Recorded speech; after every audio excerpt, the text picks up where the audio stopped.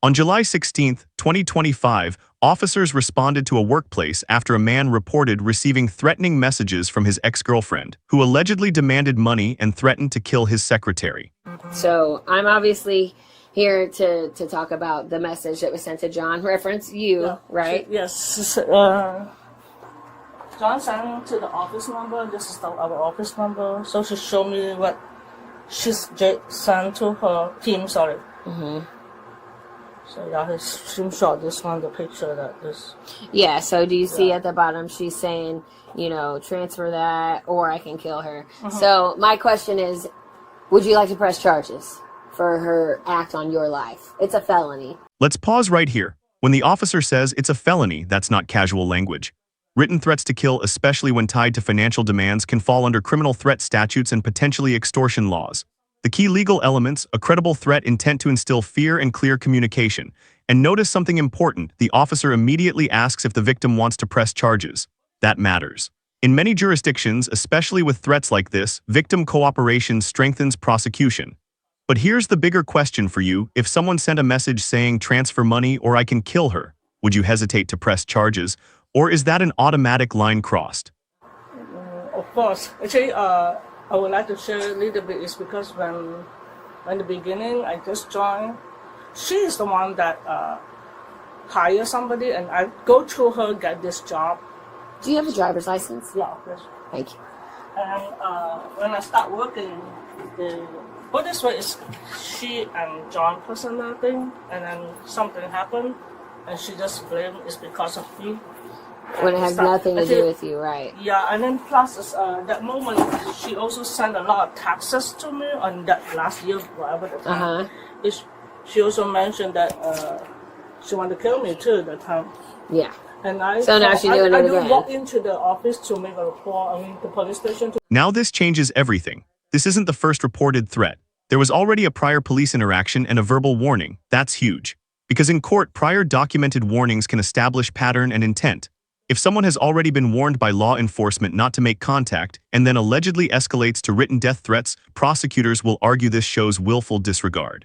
And notice the emotional layer here. The victim describes feeling constantly alert even during evening walks. That's psychological impact. Fear doesn't require physical harm to be real. So ask yourself, when does just words become criminal intimidation? Yeah, Pinellas Park, right? Yeah, someone talked to me. I cannot remember the officer first, but I don't have the document. And I just walked in to prepare the report, make a report. Right, I understand. Yeah, and I remember that time the officer also called Jade to talking, and by word warning her, do not come in close. Do you still live here? Yes, I'm still here right now. In that moment, she also kept on. She texted me Chinese. I'm come from Malaysia, and she come from China. I don't know how to speak their language, so she texted me too. That moment because of I something with John. But you have her blocked, right? So she can't text you. Yeah. After that, I blocked her, and then I also deleted everything. I didn't keep anything right now with my phone. Okay. Well, we're gonna arrest her. So. Yeah, because if that word she said that is, I do share with my colleague team before. I stay very close to John's apartment. John's house and my. I know it's all so right there. That is the one thing that is every time I go evening walk, I really don't feel comfortable. But especially that time, even now, I also keep on walking and unless I go evening walk. So every time when I walk, actually, honestly, my feeling, I keep on alert because I know according to John she stays nearby that. Yeah, she does. So before this, after this so-called separate with John, she stayed, according to all the messages, she stayed in the apartment for our warehouse one time. And then after that, I think 1-2 months ago, then John told me that she stayed nearby some other apartment area. And then I say, do you know what kind of car she's driving? I really honestly, I really feel, I don't feel safe, but I just alert for myself.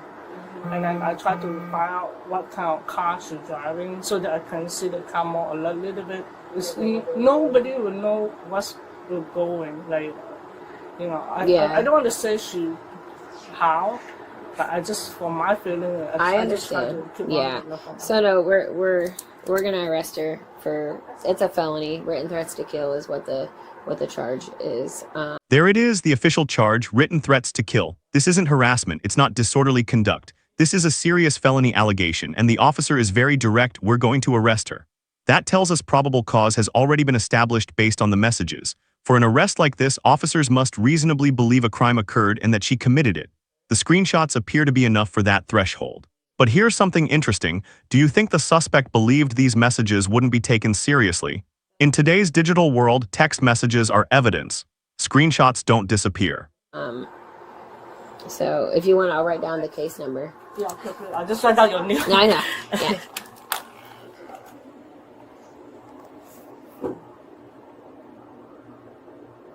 So do you able to talk to her already? I'm going to talk to her next. I wanted to talk to you first. Okay.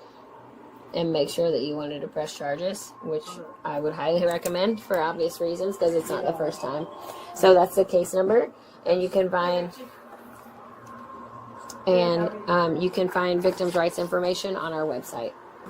Thank you. You're welcome. All right, so Especially that time I just moved. I come from St. Louis, so I just moved here and I find a job here. I don't think she's going to come here. I think she's just all talk. But if she does show up here, well, I'm going to go find her now. Yeah. But if she does show up here, just call 911 and we'll come.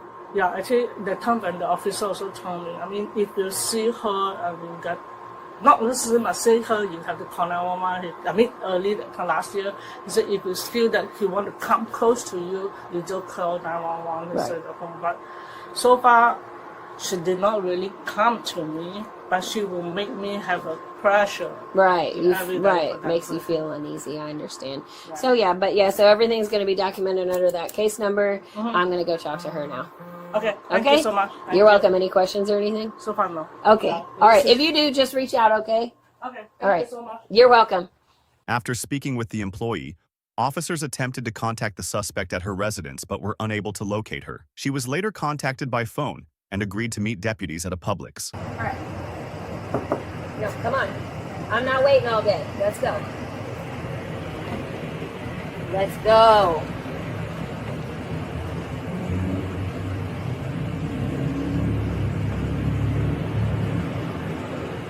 I'll keep 1 minute in. I'm just going to 10-15 her. Yeah. I'm just fucking... She's already playing games. Yeah, I'm not doing that shit. Surprised she showed up. Actually, I am. But I think she knew. We're going to find her no matter where she goes.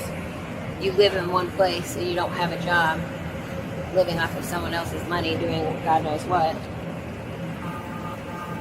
And that phone isn't even hers either. He pays for it. It's off Spectrum, so I'm just going to leave it in there too. Car. No. She doesn't even have a license. It was canceled earlier this month. Was it? I was getting ready to look her up when you were like on the 2nd or something. Yeah. So she shouldn't even be driving. Nope.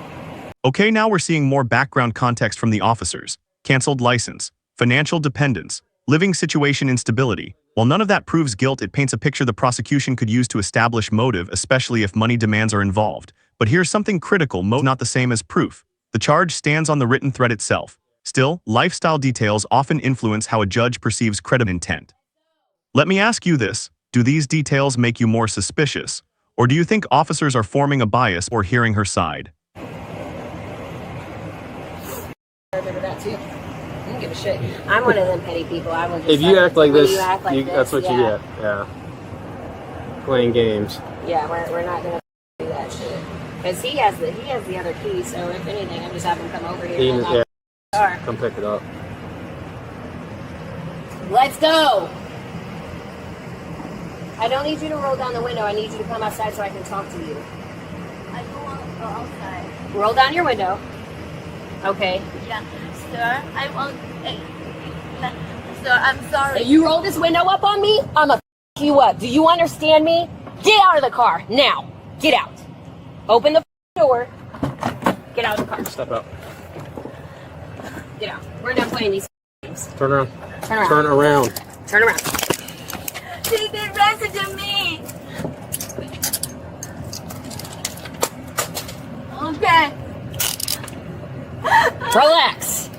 You're playing stupid games. You're going to win stupid prizes. Do you understand? When I ask you to get out of the car, you don't put your finger up and tell me 1 minute and then sit there for I don't know how long. Turn back around. I'm sorry. You're not sorry. You're playing games, and I'm not stupid, so we're done with that. Walk over here. This moment right here, this is where emotional tension peaks.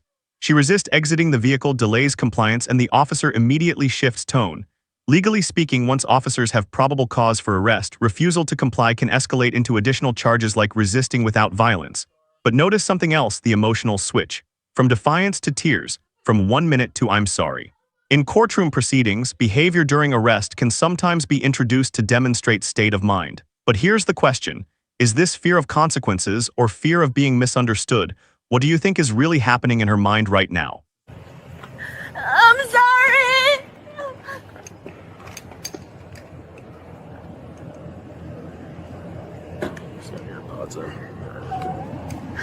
I got it. My boyfriend Face the car. me. Police, help me. Help me. Up.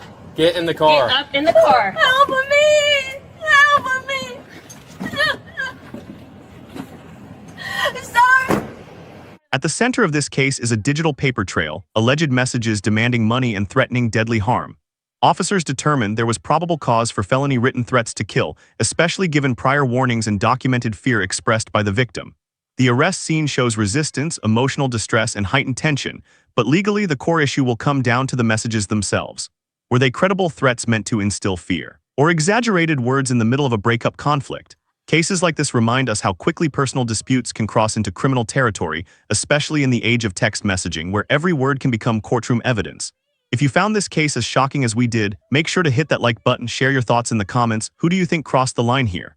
And don't forget to subscribe for more jaw-dropping courtroom breakdowns.